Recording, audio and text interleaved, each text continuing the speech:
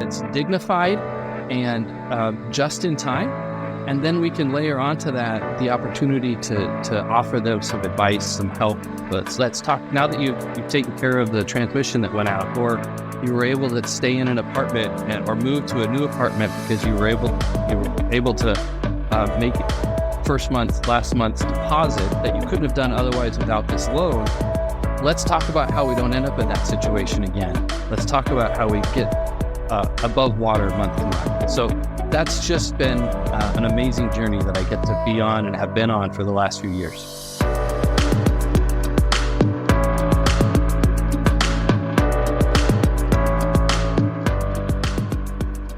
Welcome to the Generosity Now podcast, where we bring you inspiring stories of generosity and whole life stewardship. Our goal is to showcase individuals and organizations making a positive impact in our communities and across the globe. I'm your host, Eric Most, president of the National Christian Foundation, Rocky Mountain Region, and I'm joined by my incredible co-host, Laurie Bossert, VP on our team. Laurie, how are you doing today? It's a great day. We have a great guest, and I'm super excited to share this with everybody. Absolutely. So we are in the middle of the Solutions series, where we highlight organizations that help to solve some of your giving frustrations. In this episode, we are talking with Mike Scheid of the Community Impact Fund, whose primary focus is on offering impact loans. These are 0% interest charitable loans designed to alleviate financial burdens without the added pressure of accruing extra fees or high interest debt. These loans serve as a lifeline for individuals and families in our communities who are struggling to make ends meet. Mike, welcome to the show. Hey, thank you. I'm really privileged to be here and excited. And Mike, why don't you tell us a little bit about yourself? We'd love to hear a little bit about your history, your background, how you came to know the Lord, and your journey. Yeah, love to share that. So a big piece of my journey actually intertwines really well with the journey and the story of the Community Impact Fund. And it's one of the reasons that I'm so passionate about it. I grew up in Colorado through fifth grade, kind of your standard suburban life, two parents, going to school, two older sisters. And in fifth grade, all of that changed for me.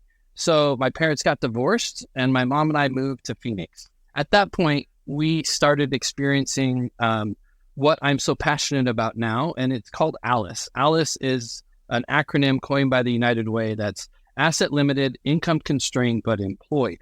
Obviously, at the time, didn't know anything about any of that. I just realized that my whole life had been upended, and I was living now with my mom, single mom, just the two of us in this little townhome, trying to struggle to make ends meet. And we were living this paycheck to paycheck, didn't know where the next meal was coming from at times. All of the struggles that you hear of those people that are living that lifestyle of, I can't make ends meet. And so I become to understand in my own journey that from my background, from my childhood, that's where I've come to really realize why it is that I'm doing what I'm doing. I actually was a youth pastor for a number of years. I came to know the Lord in sixth grade at youth group. I got invited by a friend at the bus stop to go to church. And it was the first time that somebody invited me to anything. And so, of course, I said yes. Thankfully, it was invited me to go to church, because whatever they asked me to go to, I probably would have gone. And so I went to church and I heard about this person named Jesus who would never leave you and always loves you. And I'm like, sign me up. That sounds great, because I've just experienced a whole lot of loss, a whole lot of all of the negative. And it was just this crazy experience for me.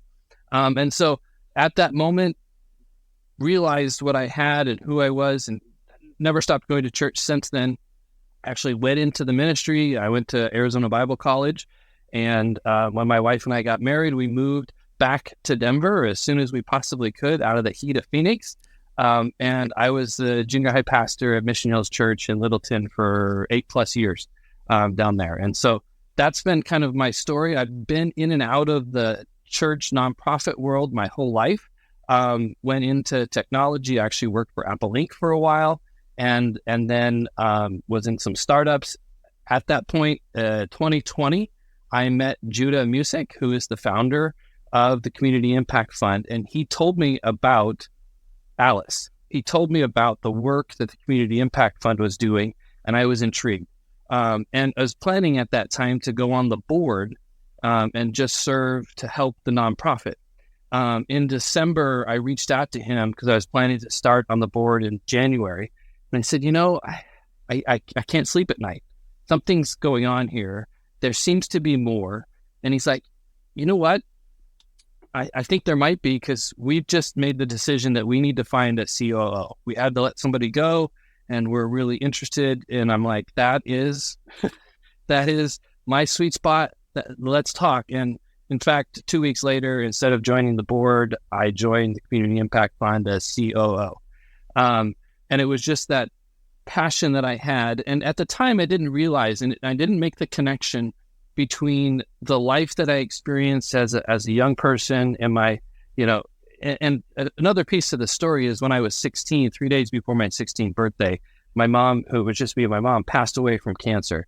So from 16, there's a whole nother story in there. I've kind of been on my own. My dad's a part of the picture, or was, and, I love him very much, but I was basically on my own, struggling to make ends meet, living paycheck to paycheck in high school. So it was just kind of this interesting dynamic, and I lived with different people at the time. So I really experienced firsthand the struggles. And when I heard about Alice, the passion came out of me, and I knew I had to do something about it. I had to be a part of it. Just this last week and a half ago, so it's really fresh, I made the connection between my past and the acronym Alice. And it was hearing one of the speakers talk about their past, and they said, you know what? I'm Alice. And it just kind of clicked for me. Me too. That's amazing. I never thought of that, never realized that. And then, fast forward to today, being the executive director of the Community Impact Fund, I took over for Judah a year plus ago.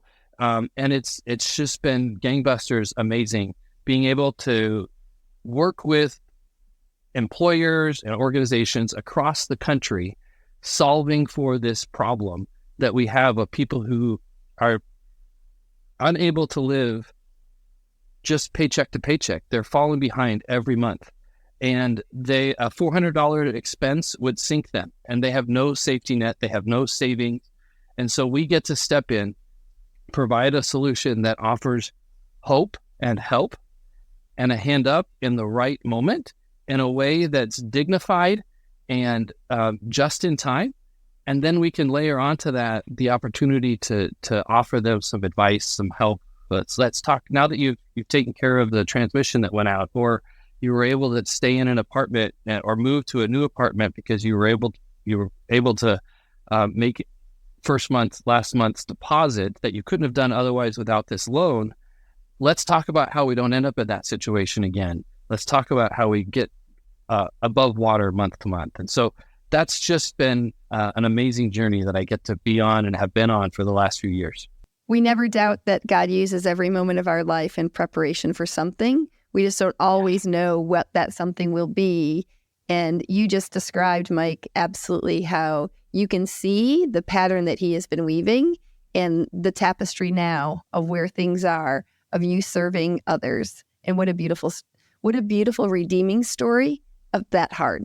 Yeah, it's been powerful to see. And yeah, 100% looking back now, I can see, the tapestry in a better way. Obviously, there's a lot of things, but never before have I been in a position quite where I felt like almost everything I've done in my past is getting used on a daily basis. So that's been a lot of fun. It's super cool to see. And it's neat when we have the opportunity to look back in this present moment and see God preparing the path and making a way. And now that you can also impact the lives of others that are in that same place that you once were through the work of the Community Impact Fund. I'm curious, what was the motivating force between Judah and others, the board, to start the Community Impact Fund? Yeah, so the Community Impact Fund actually didn't start how it is today. So it started actually as a way to bring families together over the holidays in a dignified way and provide food. And so using technology, there was a way to have one family sign up for food and another family sign up to provide food, and bring them together with some anonymity there through the technology. And so solving for the difficulty that it really is for somebody to, for example, drive down to the food bank and stand in line, right? You've just revealed to the whole neighborhood, I can't put food on the table. And that's difficult. That is a dignity problem. And so food banks deal with that all the time. So that was how we started. It morphed from there. Some people saw what happened. There were some powerful stories that took place through those, the provision of food over the holidays. And somebody was given and said, hey, keep solving this. There's something here. There's something happening. We need to keep going. And we ended up granting over $1 million to individuals for financial need.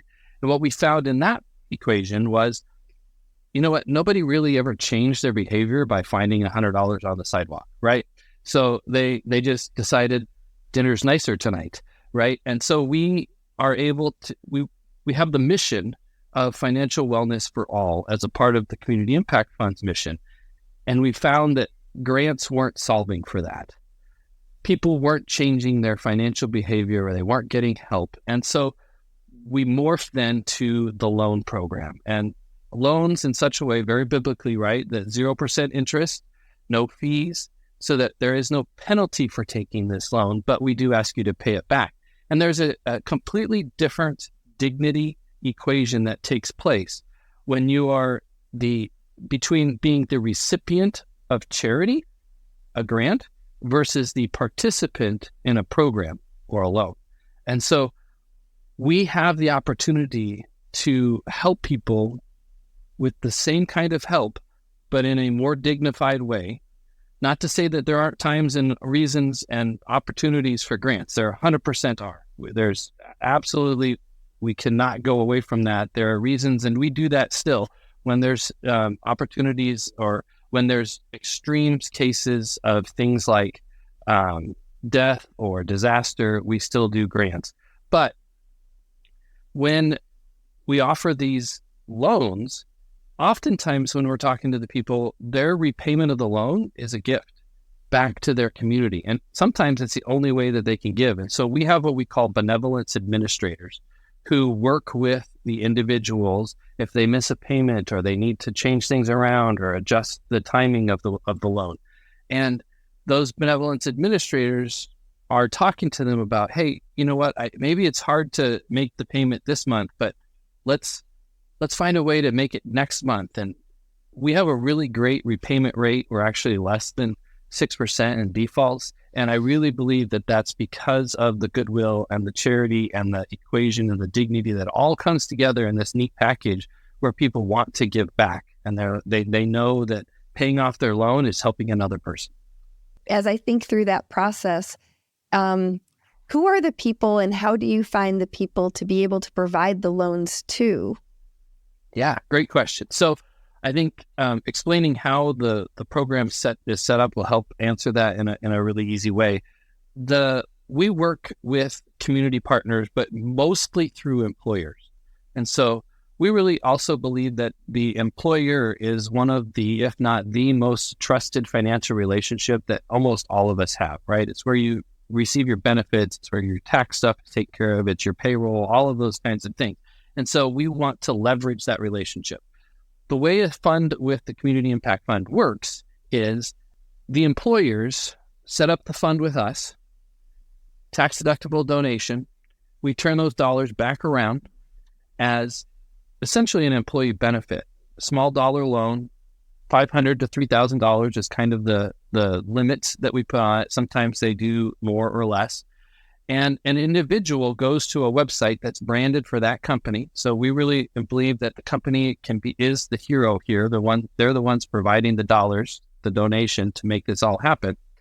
And in the span of 10 to 20 minutes, the individual can apply with us anonymously to the employer for that financial need that they have. And so we turn those dollars back around as this 0% interest loan, and they find us directly through their employer. So it's this really powerful connection in the community. And we really want to see multiple employers within a community come together and offer this kind of a benefit.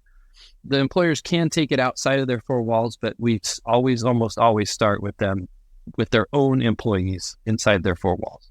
That's awesome. In the episode prior to this, we actually had the organization Helping Hands on, and we were talking about corporate assistant plans, and it was more on the grant side. And so it was purely, and like you said, there's a place for grant dollars of and charitable gifts in that manner, and there's another place for dignifying loans. And so, example that we used in the last episode was talking about, if there's a death of an employee or a family member in the employer group, like that's a great place for there just to be a gift, right? But for that person that had a vehicle maintenance issue, and the number of employees and individuals that don't have $1,000 emergency fund, right? That instead they're then they're putting on a credit card, or they're getting a payday loan, or they're paying extraordinary interest. It literally can also create joblessness issues. It affects them from work and things like that. And so we absolutely believe there's a place too for that loan. And I love the fact that that's what you do. And so the concept of giving, and it realize that they can give directly to the Community Impact Fund and get a donation, or you can actually give for those of the listeners that might already have a donor advised fund. They can give from their fund to the Community Impact Fund and have that pool and be able to make those type of loans. Yeah, absolutely. So we, up until actually this year, we have always had the donations go towards specific or from specific entities, return to those specific entities. And we have now just started actually a small nonprofit impact loan fund.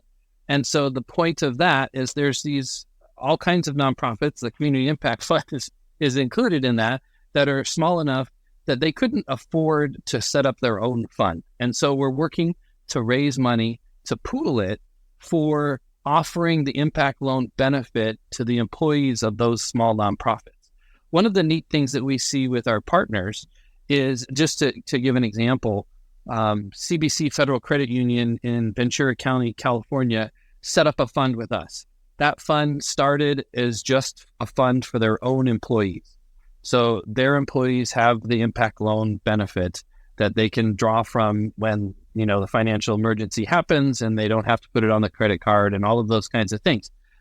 Their fund actually was outpacing the need. And so they had more money in the fund than they needed for just their employees. And so one of the local nonprofits, Big Brothers and Big Sisters, came to them and said, hey, would you've granted to us before, would you be willing to give us another, just unrestricted grant to support the nonprofit? And they said, okay, yes, but could we do it in a little bit different way? We'd love to offer impact loans to your employees, just like our employees have them. And this just is an ongoing benefit. And so you have the struggle as a nonprofit, just like everybody else struggles with the retention of talent, the recruitment of talent. You're in a war for talent, just like every other employer is. And we all know nonprofits have a hard time keeping up pace with pay scales and benefits, all these kinds of things. And so let's offer this as a benefit to their employees, just as though they were CBC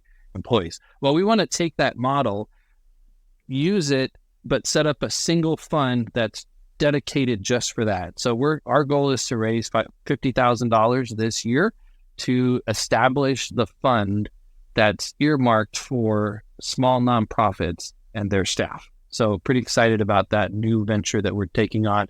Up until now, we really weren't able to do something like that, but it's been, Community Impact Fund is growing. We've got 30 plus partners now across the nation, and excited to see what we can do if we can pool some of that money into a general fund that we directly give out.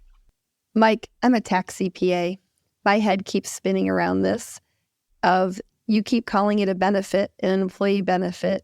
Are there tax implications to these loans at all in any of that space?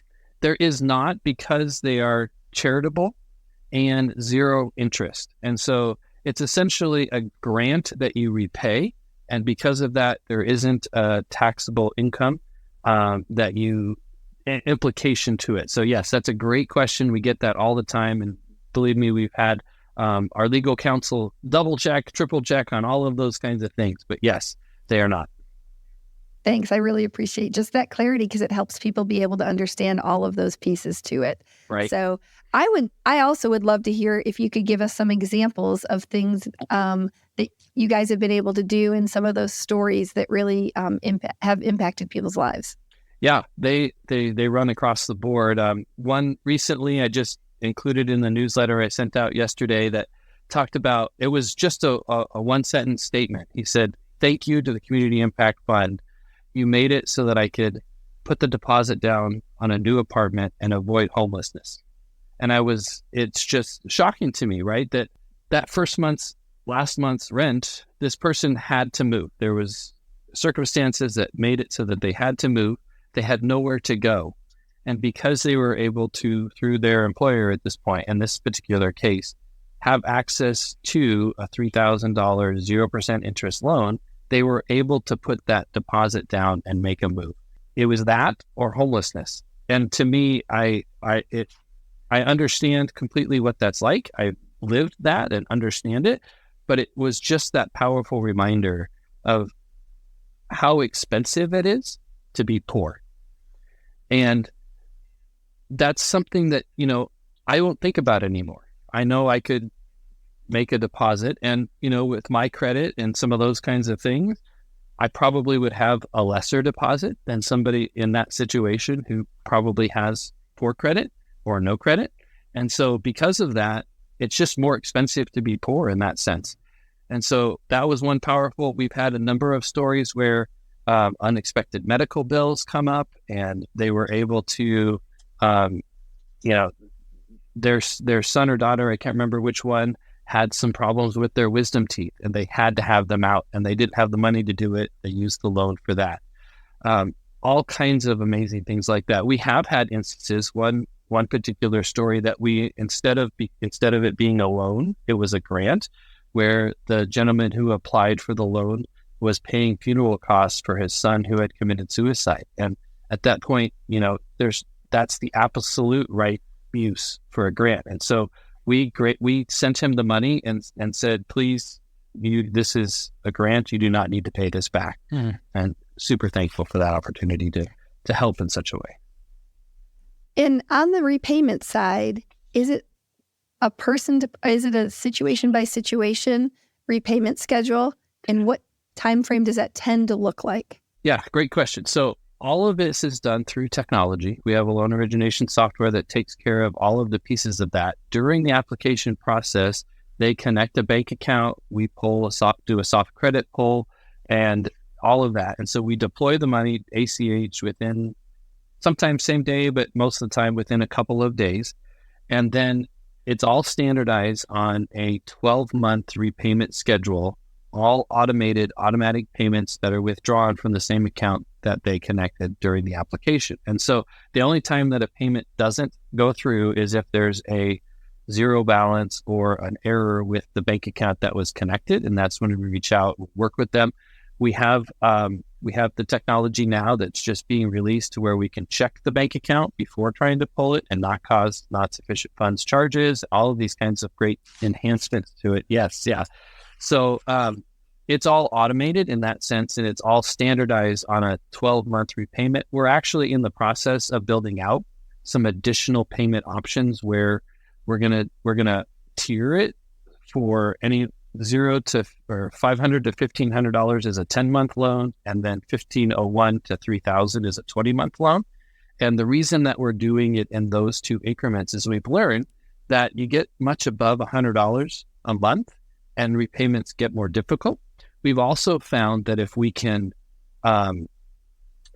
mirror or make the repayments somewhat more easy to remember. So it's $100 a month.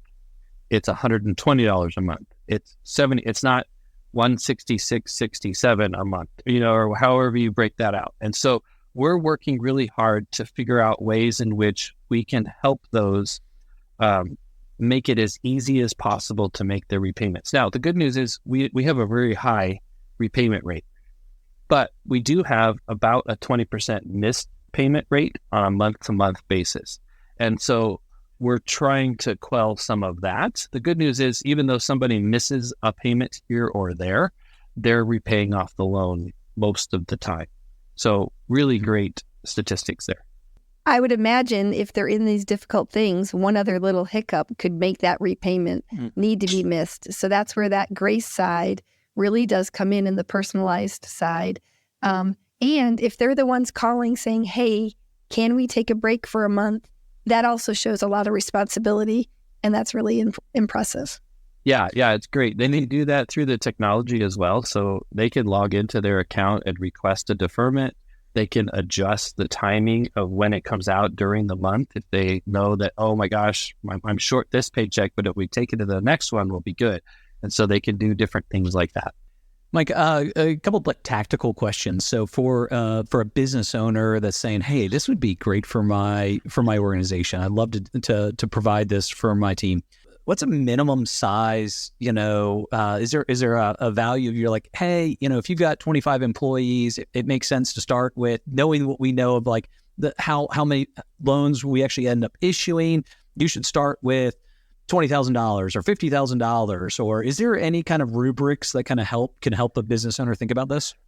Yeah. So quick and dirty math, right, is take the number of employees that you have and multiply that by Alice in your area. So just generally across the board, those that are in your area that are asset limited, income constrained, but employed make up somewhere about 20 to 30% across the nation. But you can actually go to the United for Alice website and drill down to your county if you need to. Now, depending upon where you have employees and if they're localized and some of those kinds of things, but you can get it pretty good. So take your number of employees, multiply it by Alice. So 100 employees multiplied by 20% is 20 employees. Then take that number and multiply it by an estimated max loan amount of say 2,000. You could, like our rails are 500 to 3,000. We have some employers that say, hey, we're going to stretch our funds further by only having a $1,500 loan max amount or some of those kind of things. And so you take the 20 employees, multiply it by 2,000, and there you go. You've got a suggested fund amount. Now that's really rudimentary, but and we sit down with you during intake calls and sales calls where we're talking to the potential partner. And we have a snapshot and a spreadsheet, and we say, hey, here's how things typically flow. Here, you're going to have a lot more loans right at the start. Then it's going to taper off and kind of normalize because you provided that relief valve for all of these pent-up needs that people have had. And so almost all of our loan programs start with a high number of loans at the beginning, and then they kind of normalize over time because the water heater, the transmission doesn't go out for everybody every day. So you have the just-in-time needs. And so we work with you to kind of talk through, hey, to get started, we think you're going to need about this much. And to maintain, here's that. One of the great things, though, that with the way our program works, because of the nature of loans being repaid, all of our impact loan funds, almost all of them, at least by end of year one, for sure by the end of year two, as long as they've been good about communicating it and using their program, their loan amounts are outpacing the dollars that they've donated. So we have, for example, one trucking company out of Ohio who's one of our earliest adopters, and they have a $500,000 fund. They have made over $1 million in loans to their employees. And that's over the course of a little over 2 years. And so you see the power of the loan going out, coming back, and going out again. And that's happened multiple times now for them. And so they're at over 200% fund utilization, which is just unheard of. It's really amazing. It's awesome. And along the lines of just tactical, what's there's definitely some administrative costs that you guys have at the Community Impact Fund. So like, is that a just a per program year or things like that? Yeah. So we have it simplified into two things. One, there's a yearly annual subscription cost, if you will, or a fee. And that's based on a small percentage of the entire fund amount. And it goes anywhere from 2% to 5%, depending upon the size of the fund. It gets smaller as the fund gets larger. And then we have a 10% on dollars dispersed. So $1,000 goes to an individual, $100 from the fund comes to the Community Impact Fund to cover all in costs on the administration of that particular loan. If we have folks that have questions, how do they best get connected to you? Yeah, great question. So our website's just the communityimpactfund.org, but to me directly, it's super easy. It's just mike@communityimpactfund.org.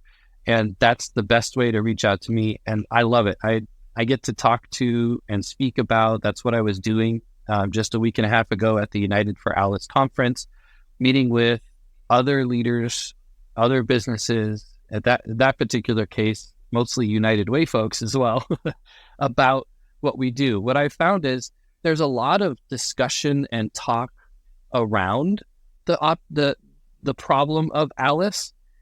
What I haven't seen is a lot of solutions. And so I love the theme of what you're talking about here, the idea of what are solutions. Now, we only have one small piece of the pie here. There's a lot of things that are needed well beyond an impact loan. But our goal is to meet people right where they're at. And oftentimes, the entry point into their lives, the place that we can stand to work with them is at that emergency need. And so if we can provide help in that emergency moment, we then have a platform to stand on and say, and there's more. You can do better. We can help you do better. Here's some resources. There's a credit union in your community that does XYZ, and they've got these amazing. We've got other partners who debt consolidation loans and all of this sort of things. And so our goal really is to be an entry point into helping people in that Alice demographic find a way out of it step by step. Mike, as you're talking, my brain is just going like Laurie was saying as a CPA, mine's just going in as kind of in the work that we do. And you said that you primarily work with employers, but we've done a lot of work in the redemptive real estate space and some affordable housing and some different things like that. I wonder, what would it look like if housing owners, right? So it could be an apartment complex, also set one up, not for their employees, because maybe their employees financially are in a stronger state, but maybe a lot of their tenants, their folks that are in the houses. So what if they could they set up an account for, say, this project, like maybe they have Apartment Life, but then they also have the Community Impact Fund to create an opportunity for their tenants? Yeah. So exciting news. A couple of things. One, Apartment Life is one of our partners. So we offer, we work with Apartment Life and we offer impact loans for their employees and their coordinators. And so they're working on that. We also have one community called Live Dev Communities, and they have what's called the Goodfeld Foundation. The Goodfeld Foundation was set up for their tenants. They have now started, it's a year plus old, offering impact loans to their tenants who come to financial need that are a part of their different communities. And so we actually just literally yesterday saw the demo video capturing that story. And so I'll have that, I can send that your way, but it's the testimonial of the owner of Live Dev, one of the tenants, and one of my people. And so in video form, sharing exactly what you just talked about. So exciting stuff. That's awesome. It sounds like the Community Impact Fund is actually just an airplane on the runway, just barely getting the wheels off the ground. And this can just go skyrocketing as we are able to communicate, and different employers and organizations can reach out. Yeah, I really feel like that. So just prior to started working at the Community Impact Fund, I was the vice president of a small startup called Swoovy, SWOOVY, and it is a dating app that brings singles together to go volunteer for their date. So similar space, kind of, where it's getting people out in a wholesome way to find a connection. But that was the startup for-profit venture capital world. And I don't feel like that's changed much for me. I'm in the nonprofit world, in a startup we're seeking to grow. We're seeking to find folks who can help us through direct donations to make it to that next level.